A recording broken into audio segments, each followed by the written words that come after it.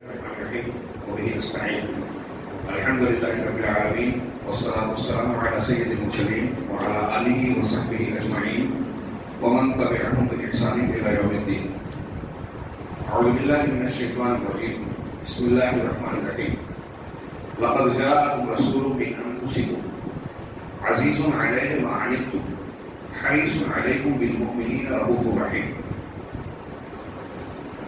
مگر بزرگوں، بھائیوں اور پیارے بچوں، حمد و صلوات کے بعد میں نے سورہ توبہ کی اخیر کی آیت تلاوت کی. بڑی مشہور آیت ہے، اکثر بیشتر لوگ اس کا ترجمہ بھی جانتے ہوں گے.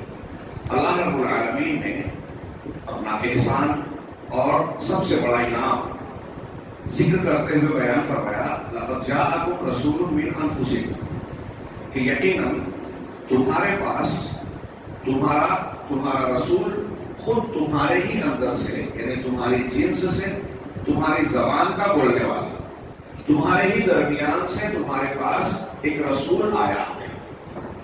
عزیز علیہ ما عنتم، یہ اللہ رب العالمین اپنے رسول صلی اللہ علیہ وسلم کے بارے میں خود ارشاد فرما رہا ہے کہ عزیز علیہ ما عنتم، تمہیں کوئی تکلیف ہو، پریشانی ہو تو یہ بات اسے شاق گزرتی ہے، اوپر بھاری پڑتی ہے. امت کے لوگوں کو تکلیف ہو، نبی صلی اللہ علیہ وسلم کو اسے تکلیف اور مشقت محسوس ہوتی ہے. عزیز علیہ ما عنتم حریص علیہ، تمہارے حریص ہیں، تمہارا بھلا چاہنے کے لیے بےتاب رہتے ہیں، تڑپتے رہتے ہیں. حریص علیکم بالمؤمنین رؤوف رحیم، اور مومنوں کے ساتھ انتہائی مہربان اور رحمت اور شفقت کرنے والے. نبی کریم صلی اللہ علیہ وسلم ہمارے پیغمبر ہیں، جناب محمد رسول اللہ صلی اللہ علیہ وسلم. اللہ تبارک و تعالیٰ نے پیغمبروں کے سلسلے کی آخری کڑی بنایا. آپ کو آخری پیغمبر، سید المرسلین، افضل البشر اور بہت سارے فضائل خصائص عطا فرمائے. آپ کی شخصیت کو پوری انسانی تاریخ کی سب سے جامع اور سب سے اعلیٰ شخصیت بنایا. ہمارا اور آپ کا پیغمبر بنایا. پوری دنیا انسانیت کی ہدایت کا مرکز اب جناب محمد رسول اللہ صلی اللہ علیہ وسلم. آپ کے آنے کے بعد کوئی یہودی، نصرانی، ہندو، عیسائی، جین اور کوئی بھی مذہب کا ماننے والا ہو، آپ کے بارے میں معلوم ہو اور آپ پر ایمان نہ لائے تو صحیح مسلم کی حدیث کا مفہوم ہے وہ جہنم میں جائے گا. یہ پکی بات ہے، ایمان نہ لائے کے مار جائے. اور پھر اس رسول صلی اللہ علیہ وسلم، سوچئے کہ یہ کتنی بڑی ضرورت ہے پورے انسانوں کی، اور اسی لیے اللہ نے فرمایا وَمَا أَرْسَلْنَاكَ إِلَّا رَحْمَةً لِلْعَالَمِينَ، ہم نے آپ کو تمام جہانوں کے لیے، مردوں کے لیے، عورتوں کے لیے، بوڑھوں کے لیے، بچوں کے لیے، مختلف قومیں ہیں، سارے جہانوں کے لیے، تمام جہانوں کے لیے رحمت بنا کر بھیجا. آپ کی شفقت اور رحمت کے اگر پہلوؤں کو، آپ کی نبوت کی شخصیت کو، آپ کی اہمیت کو، ضرورت کو اگر بیان کریں تو ہر موضوع کی ایک کتاب تیار ہو سکتی ہے، اور لوگوں نے لکھی ہے. دنیا میں سب سے زیادہ کسی موضوع پر اگر لکھا گیا ہے وہ سیرت رسول جناب محمد رسول اللہ صلی اللہ علیہ وسلم. اس سے زیادہ کسی موضوع پر اور نہیں لکھا گیا. خود قرآن کو بھی ایک طریقے سے سیرت ہی کہہ لیجیے. حضرت عائشہ کے بیان کے مطابق آپ کی زندگی جو چلتا پھرتا قرآن تھا، قرآن کی تفسیر تھی. اس پر غور کیجئے کہ اللہ کے نبی جناب محمد رسول اللہ صلی اللہ علیہ وسلم پر ہماری تکلیف شاق گزرتی ہے. مطلب یہ کہ کوئی چیز امت کے لیے تکلیف دہ ہو، اللہ کے یہاں ناراضگی کا باعث ہو، عذاب کا سبب بنے، اللہ کے رسول صلی اللہ علیہ وسلم کو بہت شاق کرتا ہے. کوشش کرتے ہیں کہ کسی طریقے سے میری امت کے افراد جہنم سے بچ جائیں، اللہ کی پکڑ سے بچ جائیں. بخاری مسلم کی حدیث تھوڑے سے الفاظ کے طرف سے حضرت جابر رضی اللہ تعالیٰ عنہ روایت کرتے ہیں کہ مثلی و مثل رجل اوقد نارا، کہ میری اور تمہاری مثال اس شخص کی طرح ہے جس نے ایک آگ روشن کی، آگ جلائی، فجعل هؤلاء الجنادب والفراش يقعن فيها، تو یہ پروانے اور پتنگے اس میں گرنے لگے، آگ میں جلنے لگے، گرنے لگے. فَوَهُوَ يَذُبُّهُنَّ عَنْهَا، اور وہ جلانے والا انسان اس کو روک رہا ہے، لیکن یہ اس سے ماننے کو تیار نہیں ہے. ایسے ہی میری اور تمہاری مثال ہے کہ میں جہنم میں جانے سے تمہاری کمر پکڑ کر تم کو روک رہا ہوں، لیکن تم ہو کہ کمر چھڑا کر اس میں گرنا چاہتے ہو. جناب محمد رسول اللہ صلی اللہ علیہ وسلم ہم کو کمر پکڑ پکڑ کر روک رہے ہیں. اس زمانے ہی کی بات نہیں, اللہ کے نبی صلی اللہ علیہ وسلم کی تعلیمات قیامت تک سارے انسانوں کو یہ کر رہی ہے کہ جہنم سے کسی طرح بچ جائیں. ہم کو اور آپ کو بچانا چاہتے ہیں. جہنم سے بچانے کے لیے آپ نے کیا کچھ کیا؟ ابو ذر غفاری رضی اللہ تعالیٰ عنہ کی طبرانی کی صحیح کا قول ہے آپ سے, وہ کہتے ہیں کہ ما ترکنا رسول اللہ صلی اللہ علیہ وسلم, اللہ کے رسول صلی اللہ علیہ وسلم نے ہمیں نہیں چھوڑا مگر اس حالت میں کہ ما یقلب الطائر یقلب جناحیہ فی الہوا, کہ کوئی پرندہ بھی اگر ہوا اور فضا کے اندر اپنے پروں کو پھڑپڑا رہا ہے تو اس کے بارے میں بھی کوئی علم تھا, شریعت کی ضرورت تھی تو اللہ کے رسول نے اس کو بھی بیان کر دیا. خود آپ کی ایک حدیث جو صحت کے درجے کو پہنچتی ہے, صحیح درجے کی ہے, اس میں جو درجہ ہے کہ اللہ کے رسول نے فرمایا کہ جنت کے تک پہنچنے کا اور جہنم سے بچنے کا جتنا ذریعہ اور طریقہ ہے سب میں نے تم کو بیان کر کے کھول کے صاف طور سے بیان کر دیا. کسی چیز میں کوئی پیچیدگی نہیں رکھی. جنت اور جہنم بہت ہی مختصر وقت ہے ہمارے پاس, مساوی پروگرام ہے, اس لیے میں کسی چیز کی تفصیل میں نہیں آتا. جنت اور جہنم کل کامن گاؤں میں ہمارا خطاب تھا شیخ ابو حسان صاحب کا جنت پہ, اور پھر میں نے ملا کے جنت اور جہنم پہ دیا اور یہ بیان کیا کہ جنت اور جہنم کو ہم سن کر گزر جاتے ہیں. صحابہ کا ایک طریقہ نہیں تھا. ان کے تذکروں پر وہ رونے لگتے تھے, زاروں قطار ہوتے تھے, آنکھیں نکل جاتی تھی. اللہ کے نبی صلی اللہ علیہ وسلم نے خود فرمایا کہ اگر کوئی بات میں جانتا ہوں تم جان جاؤ تو بہت کم ہنسو گے, روتے رہو گے, عورتوں سے بستروں پر لذت حاصل کرنا چھوڑ دو گے, میدان میں نکل کر اللہ سے گر گراؤ گے, روتے رہو گے. جو میں جان جاؤں اگر تم جان جاؤ.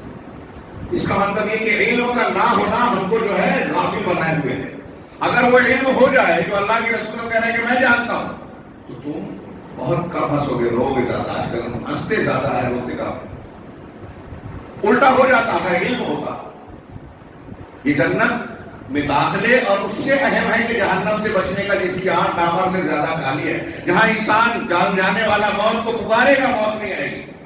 ہر روز عذاب بڑھتا جائے گا, ایسا ایسا عذاب جس کو ہم تصور نہیں کر سکتے. اس سے بچنے کا نسخہ جناب محمد رسول اللہ صلی اللہ علیہ وسلم نے کوئی چھوڑا نہیں ہے, بیان کر دیا. اب امت کو جن چیزوں سے نقصان پہنچتا ہے قرآن نے کہا اس کو اللہ کے رسول صلی اللہ علیہ وسلم اس کو پر وہ دشوار ہے. سب سے زیادہ نقصان کس چیز سے پہنچا ہے؟ کفر اور شرک سے. کفر اور شرک کو صاف صاف کھول کھول کے بیان کر دیا. حرام چیزوں کو بیان کر دیا, حلال چیزوں کو بیان کیا کہ حرام سے بچو, اللہ کی ناپسندیدہ چیزوں سے بچو. یہ چیزیں ہیں جو تم کو جہنم کی طرف لے جاتی ہے, اپنے آپ کو بچاؤ. میری مثال ایسی ہے کہ تم کو کمر پکڑ پکڑ کے جہنم میں جانے سے روک رہا ہوں, لیکن تم مانتے نہیں ہو. آج ہمارا یہی حال ہے. نبی کریم صلی اللہ علیہ وسلم کی شفقت, رحمت اور آپ کی امت پر مہربانی. میں نے بتایا کہ عقائد سے لے کر چھوٹی سی چھوٹی بات, حضرت ابو ذر غفاری کا قول بتایا. مسلم شریف اور ترمذی میں حضرت سلمان فارسی رضی اللہ تعالیٰ عنہ کی روایت ہے. ان سے ایک غیر مسلم نے, کسی مشرک کے یہودی نے کہا طنز کے طور پر, مذاق اڑاتے ہوئے, علمکم نبیکم کل شیء حتی القراءۃ, ارے تمہارے نبی ایسے, تمہارے نبی نے تم کو ساری باتیں سکھائی یہاں تک کہ پیشاب پخانا بھی. تو انہوں نے احساس کمتری کا ہماری طرح شکار نہیں ہوئے وہ کہ ٹی وی چینل پہ اگر پوچھ رہے ہیں کہ بھائی اسلام میں یہ حکم ہے تو ہمارا مسلمان دب جائے, کیونکہ علم نہیں ہے, جاہل ہے نا. اور وہ ایمان اور عقیدے میں ٹھوس اور یقینی کیفیت نہیں ہے. یہ ہمارا یقین ہونا چاہیے کہ اللہ رسول نے جو بات بتائی ہے اس سے بہتر بات کائنات کی کوئی ہو ہی نہیں سکتی. اللہ حکیم ہے, اس کی سب سے ومن احسن من اللہ حکما, فیصلے میں حکم میں اللہ سے بہتر کون ہو سکتا ہے؟ وہ اکبر حکیم ہے, اس سے بہتر شریعت اور قانون نہیں ہو سکتا. تو کہیں چپنا دبنا نہیں چاہیے. اللہ کا قانون قرآن میں ہے, صحیح حدیث میں ہے, سب سے بہتر ہے, ہم کو سمجھ میں آئے نہ آئے. تو اللہ کے نبی صلی اللہ علیہ وسلم نے جو چیزیں بیان کی, میں یاد کروں, حضرت سلمان فارسی نے جواب میں کیا کہا, ہاں ہمارے نبی نے ہم کو یہ بھی سکھایا ہے, نہانا انستجیا انستقبل القبلۃ بغائب اور قول, کہ اللہ کے رسول صلی اللہ علیہ وسلم نے ہم کو منع کیا ہے کہ ہم پیشاب اور پخانے کے لیے قبلے کی طرف رخ کریں, اس سے منع کیا ہے. ونہانا ان نستنجی بالیمین, اور اس سے بھی منع کیا کہ ہم طہارت والا کام, پاکی حاصل کرنے والا پیشاب پخانے کا کام داہنے ہاتھ سے کریں. ونہانا ان नस्तंजिया बिअक़ल मिन सलासति अहजार, और इससे भी मना किया कि हम 3 ढेले 3 पत्थर से कम से तहारत हासिल करें। नस्तंजिया व नहाना अन नस्तंजिया बिअज़्मिन और अजीब, और इससे भी मना किया कि हम हड्डी से या लीद से, जानवर का जो पखाना होता है लीद से तहारत हासिल करें। तो सलमान ने कहा हमारे रसूल ने ये भी बताया है, और इस पर हमको एहसास फख्र है। आपके दीन में कमी है, कोताही है कि कुछ अहकामात हैं, कुछ नहीं है, कुछ रोशनियां हमको मिलती ही नहीं। और ये भी तरीका जो पेशाब पखाने के आदाब और तरीके हैं, दुनिया में मेडिकल साइंस और साइंस वालों से पूछिए तो कहेंगे कि 1400 साल पहले एक नबी उम्मी इतनी गहरी बातें, ऐसी बातें जो इंसान के लिए फायदेमंद है, मेडिकली उसकी सेहत के लिए, उसके फायदे के लिए यही बेहतर तरीका है, आज तहकीकात के बाद साबित हो रहा है। ये आपके दलाइल बन गए हैं, आपकी सच्चाई की। नबी करीम सल्लल्लाहु अलैहि वसल्लम की वो हदीसें पढ़िए कि 10 चीजें उसकी तरफ की सुनन फितरत में से है। हाँ, उसमें है कि दाढ़ी को छोड़ देना, मूंछ को काटना, मिसवाक करना, इस्तिंजा के लिए पानी तहारत कर लेना, और नहाने में गस्लुल बराजी, जोड़ों को धोना, नहाने में बतौर खास जोड़ों में पसीना और गंदगी होती है तो इसको बतौर खास अच्छी तरह धोया जाता है। हाँ, और नतफुल की मित, और बगल के बाल को उखाड़ना, और कसुशारी को क्या कहते हैं, और तकलीफ अज़ाफिर, नाखून काटना, हल्कुल आना, ज़ेर नाफ बाल पर लोहे से सफाई करना। कभी कभी सवाल आता है हमारे यहाँ आजकल, हाँ, कुछ मर्दों के लिए, कुछ खवातीन के लिए पाउडर और केमिकल इस्तेमाल कर सकते हैं क्या? हदीस में जो है वो इस्तेहदाद का लफ्ज है, लोहे का इस्तेमाल। मर्द और खवातीन जब तक वो कर सकते हैं करें, मजबूरी हो तो भी अलग बात। और मेडिकल साइंस ने कहा कि इसमें फायदा है, केमिकल वगैरह में नुकसान है। खैर, मैं ये अर्ज करना चाहता हूँ, ऐसी और भी बहुत सारी मिसालें पेश की जा सकती है। मैं सिर्फ मिसाल पेश करके ये कहना चाहता हूँ कि अल्लाह के नबी सल्लल्लाहु अलैहि वसल्लम के जरिए अल्लाह रब्बुल आलमीन ने हम पर ये एहसान किया कि हमको एक जामे कामिल दीन अता फरमाया, जो हमारी दुनिया की जिंदगी के भी तमाम फवायद की जमानत देता है, गारंटी देता है, और आखिरत में भी महफूज रहने की गारंटी देता है। हम उस नबी को मानने का दावा करते हैं। मैं बहुत कुछ बोलना चाहता था, लेकिन एक कुरान में इसलिए बात को समेट के नतीजे पे आ रहा हूँ कि आप गौर कीजिए कि क्या हम उस रसूल सल्लल्लाहु अलैहि वसल्लम और उनकी लाई हुई तालीमात की वो कद्र दानी कर रहे हैं जो करनी चाहिए, जो उसकी कीमत है। सहाबा कराम को जब इस्लाम मिला ना, तो उनको एक नेमत मिली है, इस एहसास थी, एहसास याफ्त, और इस एहसास के साथ वो दुनिया पर छाते चले गए। वक्त के बादशाहों का सामना भी हुआ तो आंखों में आंखें डालकर कहा कि हमारे नबी ने ये तालीम दी, तब तक बात नहीं की।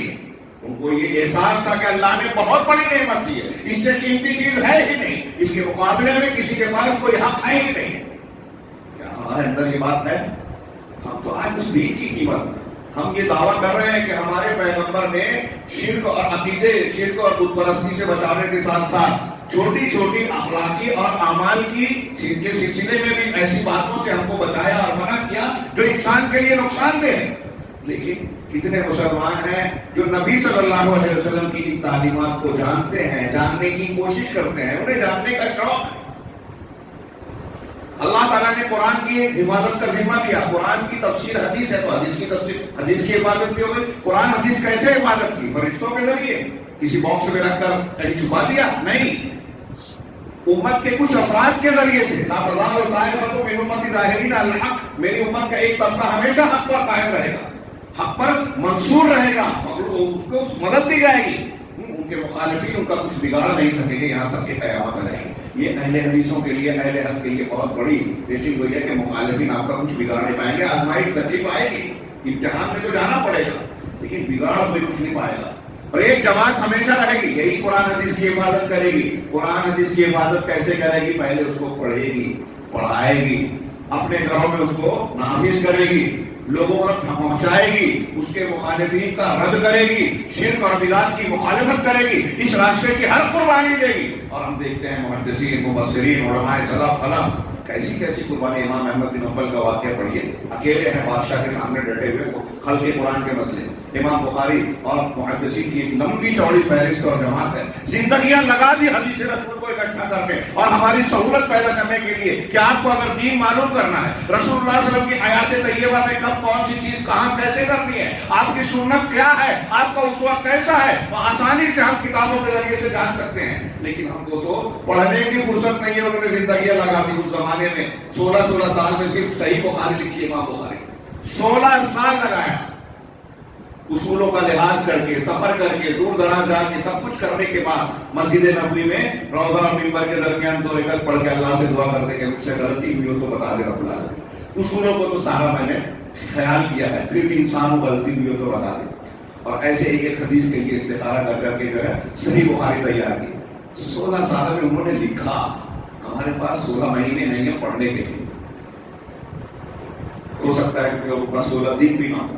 میں عرض یہ کرنا چاہتا ہوں کہ نبی کریم صلی اللہ علیہ وسلم کی یہ تعلیمات دنیا میں بھی ہماری ہدایت کی ضامن ہے. ترکت فیکم امرین والی حدیث سب کو یاد ہے. میں 2 چیزیں چھوڑے جا رہا ہوں. جب تک ان دونوں کو پکڑے رہو گے کبھی گمراہ نہیں ہوگے, مضبوط پکڑے رہو گے. اور اس کا مطلب الٹا مطلب یہ ہوا کہ جب ان کو مضبوط نہیں پکڑو گے تو گمراہی آئے گی, فرقہ بندیاں آئے گی. واعتصموا بحبل اللہ جميعا ولا تفرقوا. اللہ کی رسی کو مضبوط پکڑو, فرقہ فرقہ نہ ہو. فرقہ فرقہ ہے مطلب رسی کو مضبوط پکڑا نہیں ہے. امت کا یہ حال ہے. ابھی 12 ربیع الاول آئے گا. ربیع الاول میں ہم داخل ہو چکے ہیں, داخل ہونے والے ہیں, داخل ہو رہے ہیں. جشن منایا جائے گا. نبی کریم صلی اللہ علیہ وسلم کی ولادت و وفات کا تذکرہ ہوگا, آپ کی حیات اور سیرت کا تذکرہ ہوگا, محبت کے دعوے کیے جائیں گے, نعرے لگائے جائیں گے, جلوس نکالا جائے گا. وہ طریقہ محبت کا اظہار کیا جائے گا جو اللہ نے نہیں کہا, رسول نے نہیں بتایا, صحابہ نے نہیں کیا, سلف نے نہیں کیا. جو شیعوں نے, بعد کے بدعتیوں نے جس کو ایجاد کیا, محبت کا وہ مظاہرہ کیا جائے گا. اور محبت کا جو معیار اللہ نے, رسول نے مقرر کیا, قل ان کنتم تحبون اللہ فاتبعونی کل امتی یدخلون الجنۃ الا من ابى والی حدیث. اور وہ آیت کہ اگر تم کو اللہ سے محبت ہے تو میری اتباع کرو. اللہ کے نبی صلی اللہ علیہ وسلم کو ہدایت کا درجہ دیا نا, کاش وقت ہوتا. میں نے کہا وہاں کیا نام ہے بدلہ پور میں تھوڑی سی تقریر کی, بتایا کہ اللہ کے نبی صلی اللہ علیہ وسلم کو سچے رسول اور ساری دنیا کی ہدایت ہے تو کتنی دلیلیں دی اللہ تعالیٰ نے, کتنا اونچا مقام دیا کہ دنیا کا کوئی بھی انسان ہو, کھیت میں کام کرنے والا ہو, آسٹریلیا امریکہ میں رہنے والا ہو, سائنس لیبورٹری کا محقق کیوں نہ, ریسرچ ورک کرنے والا, اگر اللہ کے نبی صلی اللہ علیہ وسلم کا اس حیات طیبہ پر ریسرچ کرے گا, آپ کی تعلیمات کو دیکھے گا, وہ کسی بھی زاویے سے دیکھے تو کہنے پر ماننے پر مجبور ہوگا کہ آپ سچے رسول ہیں, آپ جھوٹے ہو ہی نہیں سکتے. پچھلی کتابوں میں پیشین گوئیاں ہیں, آپ کی تعلیمات, آپ کا کردار, آپ کی سائنسی باتیں, آپ کی پیشین گوئیاں قریب مستقبل قریب کی بات کی, قیامت تک کی, دھیرے دھیرے وہ ساری سرد ہوتی جا رہی ہیں. آپ کے ماننے والے, آپ کے دعوت کے نتائج, صحابہ کرام کی تیار کی ہوئی جو کھیپ ہے کہ ایک ہی زمانے میں اتنی بلند بلند شخصیتیں کبھی اکٹھا نہیں ہوئی, یہ مسلمان ہی نہیں, غیر مسلم ایمان, ایسی کتنی چیزیں ہیں کہ دنیا اگر پڑھنا چاہے تو ایک جاہل اور عالم کوئی بھی آسانی سے جان جائے کہ آپ سچے رسول. اللہ تعالیٰ نے اتنا انتظام کیوں کیا؟ نبی صلی اللہ علیہ وسلم کی دلائل, توحید کے بعد دنیا میں سب سے زیادہ دلیلیں اگر کسی چیز کی ہے تو وہ رسول اللہ صلی اللہ علیہ وسلم کے سچے رسول اور اللہ کی کتاب کی سچی کتاب, آسمانی کتاب ہونے کی دلیلیں ہیں. ہم کو, آپ کو, دنیا کو جس چیز کی جتنی ضرورت ہے اللہ نے اتنا ہی دیا. ہوا کی ضرورت ہے ہر جگہ, آکسیجن بکھیر دی, کھانے کی, پینے کی, پانی کی, لباس کی, جس چیز کی ضرورت سب کچھ دیا. ہدایت کی ضرورت ہے, اس کا انتظام رسول قرآن کی شکل میں کیا, اس کی حفاظت کی اور ہم تک پہنچایا. میں عرض یہ کرنا چاہتا ہوں کہ ربیع الاول ہی نہیں, ہمیشہ سال بھر ہمارے لیے رسول اللہ صلی اللہ علیہ وسلم پر ایمان اور ایمان کے ساتھ آپ سے محبت کرنا, آپ کی مطابعت اور اتباع کرنا فرض ہے. آپ کی حدیث آ جانے کے بعد موسیٰ علیہ السلام, حضرت عیسیٰ علیہ السلام کی بات سے بھی آپ کی حدیث کو رد نہیں کیا جا سکتا. چھ جائے کہ کوئی امام ابو حنیفہ کا قول پیش کرے, امام شافعی کا قول پیش کرے, فلاں پیر صاحب کا, شیخ عبد القادر جیلانی کا, وہ پیش کر کے اللہ کے رسول کی حدیث کو رد کرے. اگر کوئی ایسا کرتا ہے تو قرآن حدیث دنیا کے کسی بھی مفتی سے پوچھ لیجیے, مولوی سے پوچھ لیجیے, قرآن حدیث کا فتویٰ ہے کہ وہ اللہ کے عذاب کو دعوت دے رہا ہے. حدیث رسول کو اگر کوئی رد کرے, نبی کریم صلی اللہ علیہ وسلم کا یہ مقام, یہ مرتبہ, یہ حیثیت. اب میں عرض کر رہا ہوں کہ لوگ یہ دعویٰ کر رہے ہیں محبتوں کا, جھوٹا دعویٰ, غلط طریقے سے. صحیح دعویٰ کیا ہے کہ آپ سے آپ پر ایمان لایا جائے اور وہ حقوق جو آپ کے اللہ تعالیٰ نے متعین کیے ہیں وہ جان کر اس کو ادا کریں، آپ کی تعلیمات کو اپنی زندگی میں نافذ کریں. لیکن یہ کب ہوگا؟ جب ہم پڑھیں گے، جانیں گے. آج صورتحال کیا ہے میرے بھائی؟ ماحول دیکھیے. نبی صلی اللہ علیہ وسلم کا دین تو محفوظ ہے، لیکن ہمارا گھر، ہمارا نوجوان لڑکا، ہماری لڑکیاں، عورتیں، بچیاں قرآن و حدیث کو اتنا نہیں جانتی جتنا باطل افکار کو جانتے ہیں. میڈیا کے ذریعے، ٹی وی کے ذریعے سے، انٹرنیٹ کے ذریعے سے، تعلیم کے مادوں کے ذریعے سے، کھیل کود کے راستوں سے، تو ان کے شیاطین الانس اور شیاطین الجن کے نمائندے آپ کے گھروں میں، ہمارے گھروں میں گھسے ہوئے ہیں، اثر ڈال رہے ہیں، دین سے دور کر رہے ہیں. اور اسی کا نتیجہ ہے کہ مسلمان گھر کا بچہ ہے حدیثوں کا انکار کرتا ہے، مسلمان گھر کی لڑکی ہے مرتد ہو کر دوسروں سے نکاح کر رہی ہے، مسلمان گھر کے افراد ہیں اور قرآن حدیث کو جانتے نہیں ہیں، آداب معلوم نہیں ہے، شرک اور توحید کی خبر نہیں ہے، دین کا کام کرنے والوں کا بھی یہی حال ہے. اس سے بڑا مذاق کیا ہے کہ ہم اپنے آپ کو دیندار کہیں. اور اللہ کے نبی صلی اللہ علیہ وسلم نے جو سب سے بنیادی اور پہلی تعلیم دی توحید اور شرک کے بارے میں، وہ لوگوں کو معلوم نہیں ہے. 15 سال دین کے کام میں لگا دیا. کوئی حکومت قائم کرنے کی بات کرتا ہے، کوئی تحریریت کی بات کرتا ہے. آج ہمارے نوجوانوں کی گرفتاری کا سلسلہ شروع ہوا. لوگ منع کرتے رہے اور انہیں سمجھاتے رہے کہ یہ صحیح منہج نہیں ہے، قرآن حدیث کا طریقہ نہیں ہے. اگر قرآن حدیث کے طریقے پہ آپ عمل کرتے ہوئے آزمائش میں جائیں تو اس کو آزمائش کہیں گے کہ اللہ کا امتحان ہے. لیکن آپ شرک اور بدعت، غلط منہج کی تعلیم دے رہے ہیں. کسی کو توحید کی ایک سبق نہیں سکھایا، کہیں کوئی قوم اور ملت کو فائدہ نہیں پہنچایا، اور آپ جا رہے ہیں تو کون سی آپ نے جو ہے کارنامہ انجام دیا؟ تیر مارا. کچھ لوگ کہتے ہیں کہ گرفتاریاں ہو رہی ہے، اللہ کے راستے میں آزمائش آتی ہے. آپ نے اللہ کے راستے میں کون سی خدمت انجام دی؟ توحید آپ کو معلوم نہیں ہے. اللہ کے نبی صلی اللہ علیہ وسلم کے زمانے میں بچوں کو جو پتا تھا، میں نے بہت جگہ بیان کیا. علامہ البانی نے الجزائر کے تحریکی لیڈر سے سوال کیا کہ تمہارے ماننے والے کتنے؟ کا لاکھوں میں ہے. یہ بتاؤ سب کو پتا ہے کہ اللہ کہاں ہے؟ ہو سکتا ہے معلوم ہو. سیاسی جواب مت تو صحیح جواب ہوتا ہے نہیں معلوم ہے. شیخ صاحب کتاب انہوں نے اس واقعے کو نقل کر کے کہا کہ نبی کریم صلی اللہ علیہ وسلم کے زمانے میں ایک لڑکی چرواہا بکریاں چرا رہی تھی. صحابی کی بھیڑیا ایک جگہ بھاگ گیا، لے کے چلا گیا تو انہوں نے تماشا مار دیا. یہ پہنچے دیکھے کہ بھیڑیا لے گیا تو اس بچی کو تماشا مارا. لوٹی تھی، صحیح مسلم کی حدیث ہے. اس کے بعد آگے اللہ کے رسول سے ذکر کیا کہ ایسا واقعہ ہوا اور میں نے ہاتھ مار دیا اسے. تو یہ بات اللہ کے نبی صلی اللہ علیہ وسلم نے بہت بڑی کر کے جانی اور بتائی، اور آپ نے کہا کہ اس بچی کو بلاؤ. بلایا گیا. آپ نے اس سے پوچھا این اللہ، پہلا سوال ایک بچی سے کر رہے ہیں اللہ کہاں ہے. مذاق اڑاتے ہیں آج تحریکی لوگ اہل حدیث کا، عقیدے پہ بحث کر رہے ہیں، قیمتیں بڑھ رہی ہے اور اصول ثلاثہ پڑھا رہے ہیں. ہاں اصول ثلاثہ ہی پڑھا کے قیمتوں پر کنٹرول ہوگا، لیکن آپ کو سمجھ میں نہیں آئے گا. نبی نے یہی بتایا، قرآن یہی بتاتا ہے. ہاں نبی نے بتایا بستر پڑھو سبحان اللہ الحمدللہ اللہ اکبر پڑھو گے تو تمہارا غلام اور غلام سے زیادہ بہتر ہوگا. حضرت فاطمہ کا واقعہ میں یہاں بیان کر چکا ہوں. اللہ نے بتایا کہ اگر تقویٰ اور پرہیزگاری اختیار کرو گے، صبر کرو گے تو دشمن کی چالوں سے محفوظ رہو گے، سازشوں سے محفوظ رہو گے، تو قیمتوں میں بھی کنٹرول ہوگا. میں کیا کہہ رہا تھا؟ اللہ کے لڑکی سے سوال ہوا کہ اللہ کے رسول نے پوچھا کہ آپ اللہ کہاں ہے؟ اس نے کہا آسمان میں. آج ہمارے ہندوستان میں بہت بڑے بڑے لوگوں سے آپ پوچھیے اللہ کہاں ہے تو غلط جواب دیں گے. دیندار ہیں، لگے ہیں دین کے کام میں، اقامت دین کی بات کرتے ہیں کہ خلافت، حکومت، اسلام قائم کریں گے. اسلام خود معلوم نہیں ہے قائم کریں گے. یہی آج ہمارے اہل حدیثوں کا ہوتا جا رہا ہے. اور میں وہی کہنے کے لیے اتنی لمبی بات کر رہا ہوں.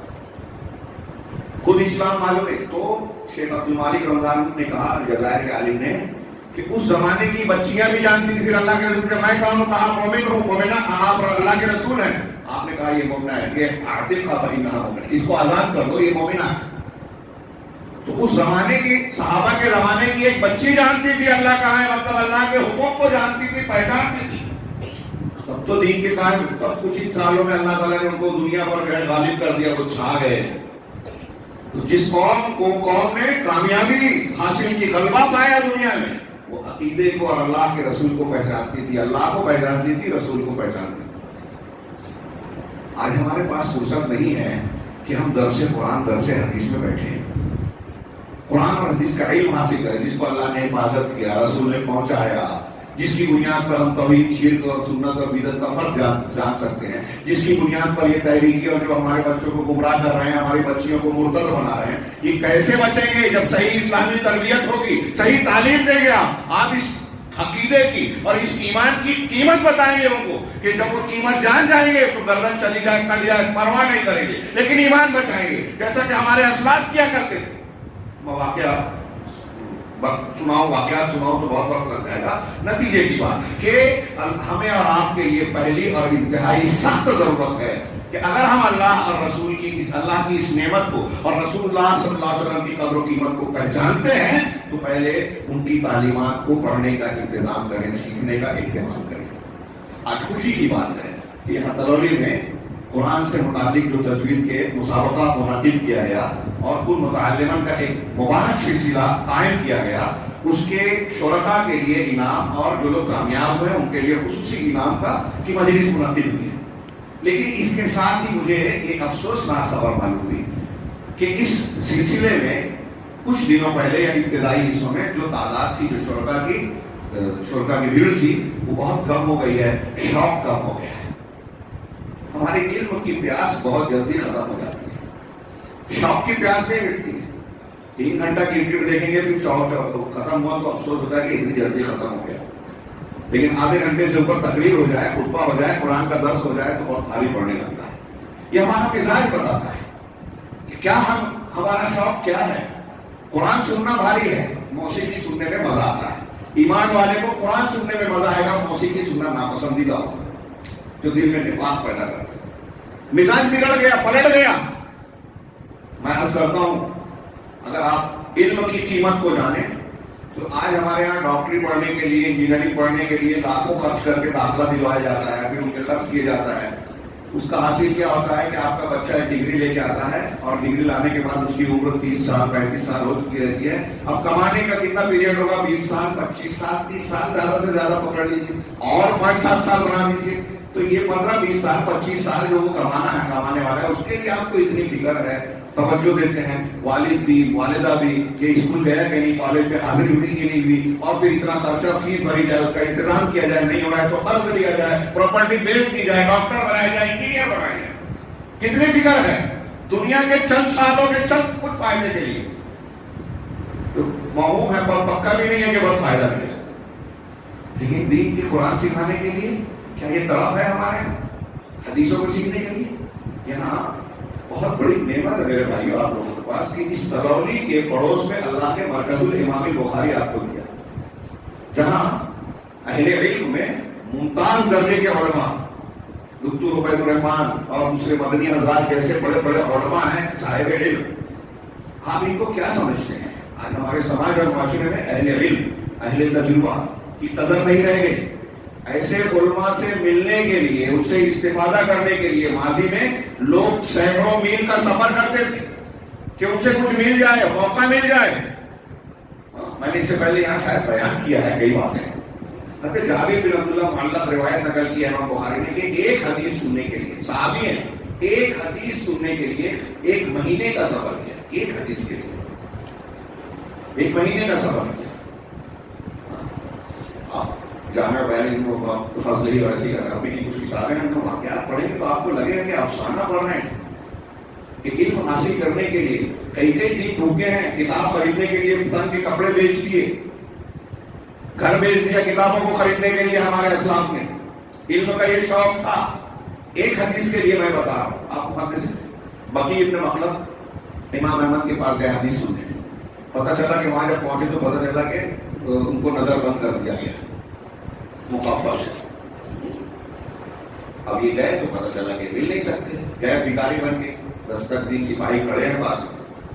جب وہ باہر نکلے تو کہا کہ امام صاحب میں اتنی دور سے اتنے کلومیٹر، سینکڑوں ہزار کلومیٹر سفر طے کر کے آیا ہوں اور آپ سے حدیث کی تعلیم لینا چاہتا ہوں۔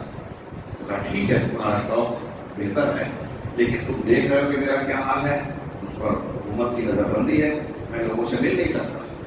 ٹھیک ہے ایک کام کیجیے، باقی ابن مخلد نے کہا کہ اگر آپ راضی ہوں تو میں روزانہ اسی ٹائم آؤں گا، بھکاری بن کے آپ سے بھیک مانگوں گا۔ آپ دروازہ کھول کے بھیک دینے کے بہانے مجھے 1 2 3 اللہ کے رسول کی حدیث سنا دینا समझा देना जो खड़े खड़े में इतना टाइम मिले। कहा ये ठीक है। इस तरीके से उन्होंने बहुत सारी हदीसें सीखी। भिखारी बन के जाके एक एक हदीस सुन रहे हैं। ऐसे कितने कितने वाक़यात कि एक सहाबी, बस ये आखिरी बात, एक सहाबी से नमाज पढ़ के एक शख्स जो है वो साथ साथ मस्जिद से घर तक जाता। उन्होंने कई मतलब मुझे कोई काम है? कहा नहीं। फिर कहा बस आप अल्लाह के रसूल के साथी हैं, मैं आपके साथ चलता हूं कि आप कोई दीन की इल्म की और अल्लाह के रसूल की हदीस ही सुना देंगे तो मुझे फायदा हो जाएगा। ये शौक और ज़ौक़ था। अल्लाह रब्बुल आलमीन ने उसमें बरकतें दी, वो इल्म दिया, मारिफत दी, दुनिया पे छा जाने की सलाहियत अता फरमाई, उनकी मदद फरमाई। और हमारा क्या हाल है? एक मुबारक सिलसिला कुल मुताल्लिमन का आपके यहाँ शुरू होता है। बहुत खुशी हुई, अच्छी खासी तादाद आ रही है और धीरे धीरे कम हो रही है। मैं अभी बहुत सारी जगहों पर खिताब कर रहा हूँ, दूसरे उलमा भी करते हैं। ये जो आज हमारे मुसलमानों के समाज घरों पर खतरात मंडरा रहे हैं ना, हमारी बच्चियों तक को शिकार किया जा रहा है। जो चीजें कल तक गुनाह लोग छुप कर करते थे, इसके लिए मौके ढूंढते थे, वो जेब में मौजूद है। उसके असबाब, उसके मौके जो है गुनाह करने के मौके आज समाज में बिखरे पड़े हैं। हमारी बच्ची और बच्चियों को शिकार किया जा रहा है। अगर उनको बचाना है तो उनके लिए सबसे अहम जरूरत है दीनी तरबियत। और मैंने अभी बात शायद वो अधूरी रह गई थी कि डॉक्टरी के लिए, इंजीनियरिंग के लिए आप जो खर्च करते हैं उसका कई पट ज्यादा अगर आप ये कुरान हदीस सिखाने के लिए बच्चों को खर्च करना तो ये कोई उसका बदल नहीं होगा, उससे ज्यादा कीमती है।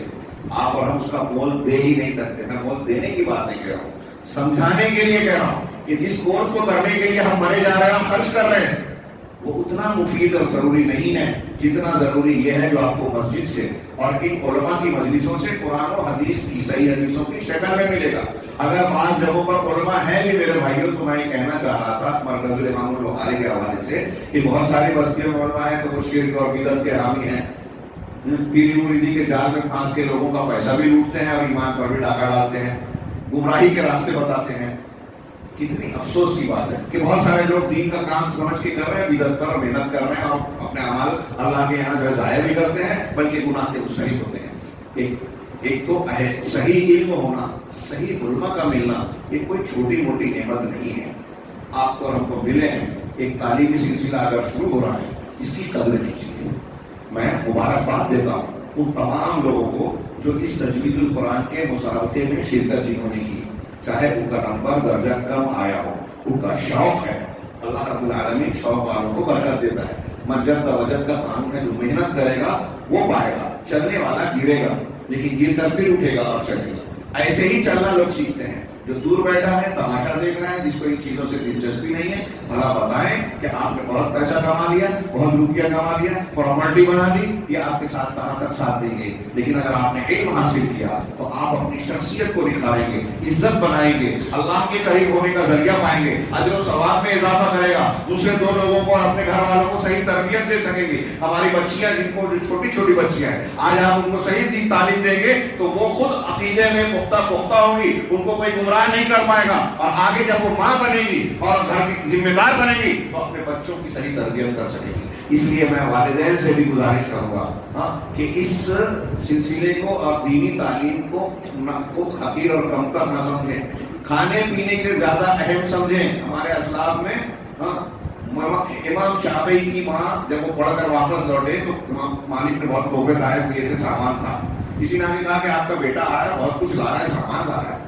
कहा उसको जाके कह दो घर आने से पहले कि मैंने उसे इल्म हासिल करने के लिए भेजा था, सामान लाने नहीं भेजा था। इमाम शाफी घर आने से पहले सब बांट दिया गरीबों। क्या जज्बा था हमारी माँ बहनों का, सोचिए, अंदाजा लगाइए कैसा अकीदा। मैं बात को खत्म करता हूँ यहाँ। अल्लाह रब्बुल आलमीन से दुआ है कि वो हमें दीन इस्लाम की कदर करने की तौफीक अता फरमाए। जनाब मोहम्मद रसूलुल्लाह सल्लल्लाहु अलैहि वसल्लम और अल्लाह तबारक व तआला की अज़मत और इन लोगों से मोहब्बत का तकाज़ा ये है कि उनके हुकूक को समझकर हम सबसे ज्यादा दूसरे तमाम हुकूक और मोहब्बतों पर इनके हुकूक और मोहब्बत को तरजीह देवें। और ये सफर कि उनसे मोहब्बत की जाए, उनके हुकूक को अदा किया जाए, इस बात को, इस काम को अंजाम देने के लिए पहला कदम होगा कि हम कुरान और हदीस की सही तालीम हासिल करें, सही अकीदा सीखें, दीन की तालीमात को सीखें और उस पर अमल कर रहा हूँ। मैं اللہ تعالیٰ سے دعا کرتا ہوں کہ اللہ تعالیٰ ہمیں اپنی طاقت اور قوت کے مطابق دین کے حقوق کو ادا کرنے کی توفیق عطا فرمائے اور اس کی برکت سے دنیا اور آخرت کی کامیابی سے ہم کنار کرے، ہر قسم کے عذاب سے محفوظ رکھے۔ وآخر دعوانا ان الحمد للہ رب العالمین وصلی اللہ